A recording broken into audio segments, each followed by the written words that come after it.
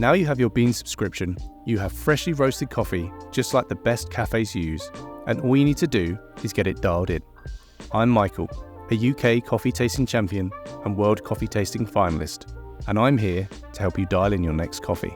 Coffee can feel at times like you're in Alice in Wonderland, falling down the rabbit hole, with a seemingly endless well of knowledge to understand and know. Hopefully, with this video, you'll feel more comfortable taking those first steps into learning the foundations of great espresso.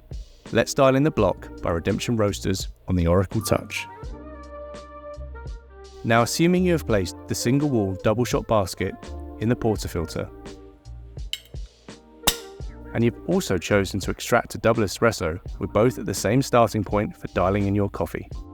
Here's what my bar setup looks like from accessories to placement.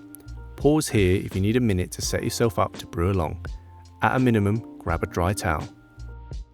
This coffee is the classic full-bodied house espresso blend that has notes of milk chocolate, caramel and hazelnut, with a little dried fruit sweetness reminiscent of raisins.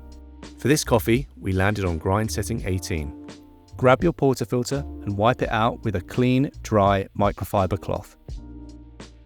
Insert the portafilter into the grinder and gently move it to the right. This will start grinding your coffee into the double shot basket. While this happens, I'm going to purge the group head to remove any residual coffee and refresh the hot water. Press and purge. My starting brew recipe is 19 grams of freshly roasted coffee. We're looking for 25 to 32 seconds of total brew time, which should result in just under 60 mils or grams of espresso into the cup.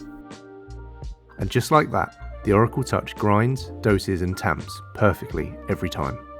Wipe off any grounds around the rim of the portafilter and insert it into the group head, and pull until firm to the right but don't over tighten. Press the double cup button and grab your favourite cup. You shouldn't see the first drop of espresso until around the 8 to 10 second mark. This is because we have pre-infusion. This starts the water at lower pressure to evenly distribute the water throughout the coffee grounds and prevent uneven extraction.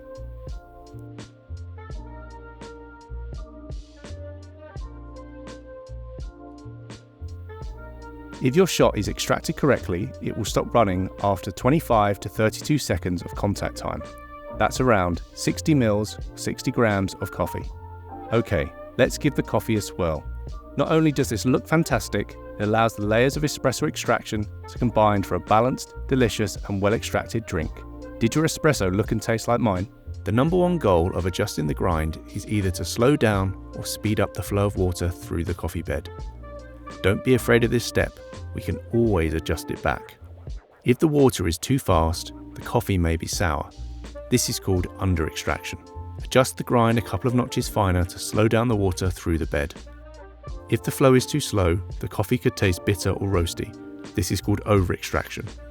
Adjust the grind a couple of notches coarser to speed up the flow of water through the coffee bed. Over time, all these steps will become second nature, and you'll go from having good coffee sometimes to great coffee every time. And you'll know exactly what you did, and more importantly, why you did it. Explore all our curated specialty coffees at beanz.com by Sage.